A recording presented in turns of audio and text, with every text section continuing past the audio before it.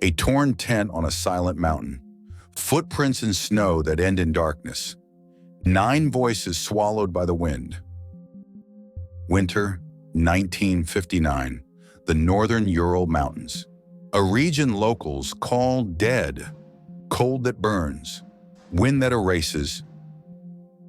9 students and graduates from the Ural Polytechnic Institute. Experienced, determined, proud, led by Igor Dyatlov. Calm mind, careful planner, natural leader. The goal, a Category 3 ski trek, the hardest rating at the time.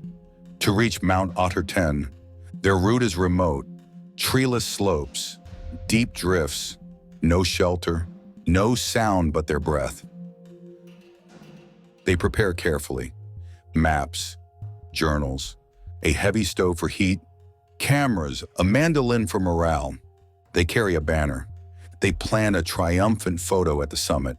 The Urals wait, unmoved, unforgiving. Late January, they board a train from Sverdlovsk. The city fades. Snowfields spread like an ocean. They are young. They are strong. They trust each other. Names we should remember: Igor Dyatlov, leader, engineering student; Zenaida Kolmogorova, tough, resolute; Lyudmila Dubinina, disciplined, careful; Rustem Slobodin, athlete, endurance; Yuri Doroshenko, brave, protective; Alexander Kolovatov, quiet, technical mind; Nikolai Thibault-Brignol, skilled, collected; Yuri Krivonishenko, jokes and music, keep spirits high; Semyon Zolotaryov, older, veteran, last-minute addition. They keep diaries. They write about cold fingers, heavy packs, small jokes, simple meals. They photograph everything. The tent rising, skis lined like ribs in the snow, smiles against white horizons. January 27th. They leave the last outpost of people. From here, only trail, only ice. Weather turns. Wind increases. Snow thickens. Visibility drops. They move as one line across the slope. They mark the route with skis and poles. Spirits remain steady. They sing at night.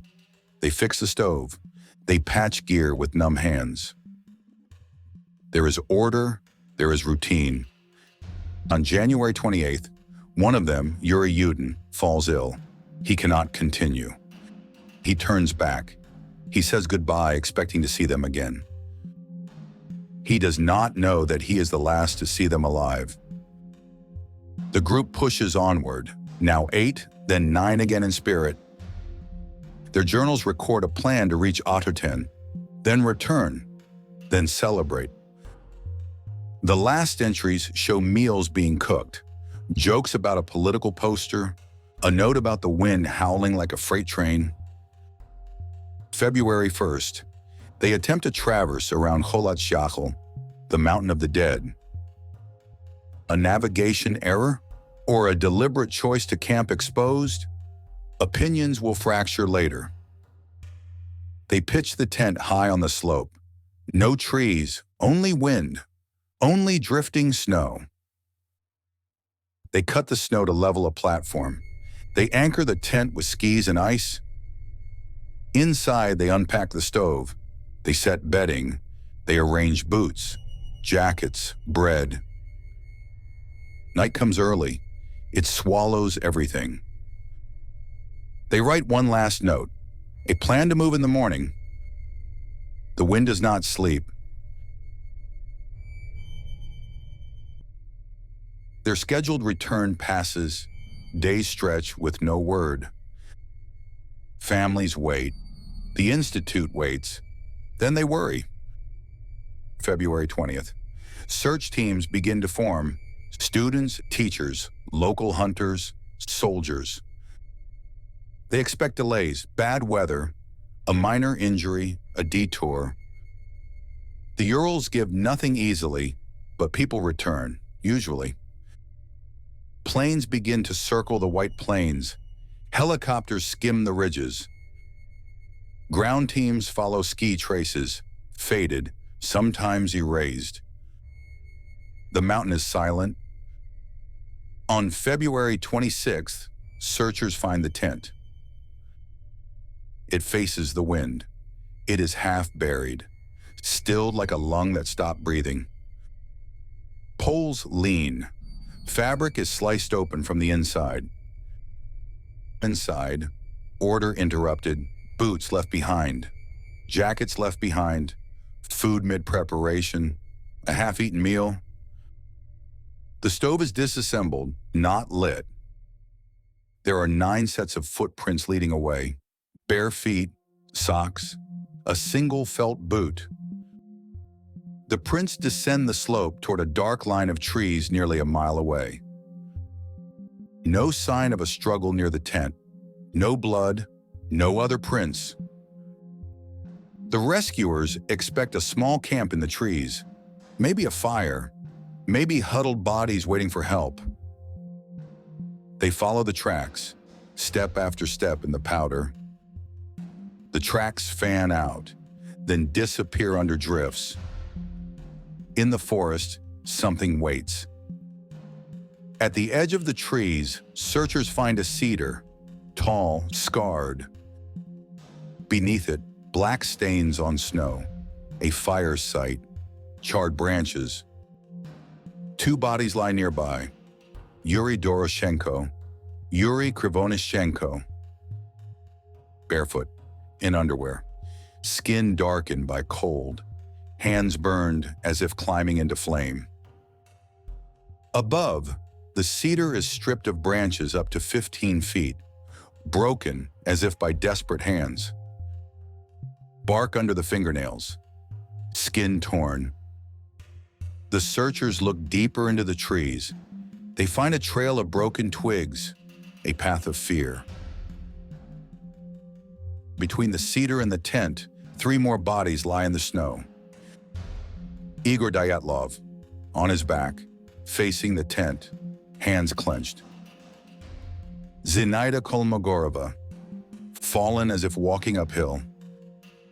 Rustam Slobodin, face to the snow, a fracture to the skull, not enough to kill.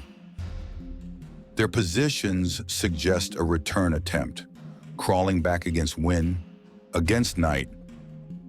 4 are still missing. Weeks pass. The snow shifts. The mountain waits.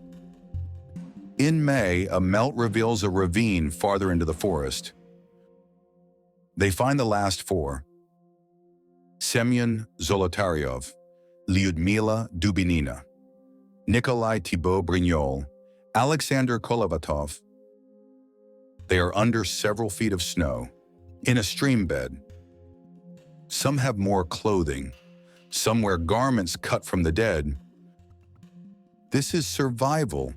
This is calculation at the edge of life. The injuries are not simple. Thibault Brignol, a serious skull fracture. Dubinina, multiple broken ribs, internal injuries, missing tongue, missing eyes. Zolotaryov, crushed chest, broken ribs, no external wounds consistent with an attack by a human. Clothes show strange traces. Elevated radiation on a few garments. The tent shows knife cuts from within, urgent, direct. The footprints remain consistent. No sign of another group, no animal tracks. They left warmth. They left boots. They left coats. Why? The mountain does not answer. Segment 3. The official story will waver. Avalanche. Katabatic winds, panic, military tests, infrasound, paradoxical undressing. Each theory explains something. None explains everything. The diaries speak in calm voices. The camera shutters capture laughter, work, discipline. The final decisions remain silent. 9 begin a journey into white silence. The mountain returns 9 secrets. The 10 is cut from within. The feet walk barefoot into night. The cedar burns the last heat from their hands. The ravine hides injuries like a car wreck without a car. There are no trespassers in the snow, no struggle at the tent. What investigators discovered next would make this case one of the most disturbing mysteries in history.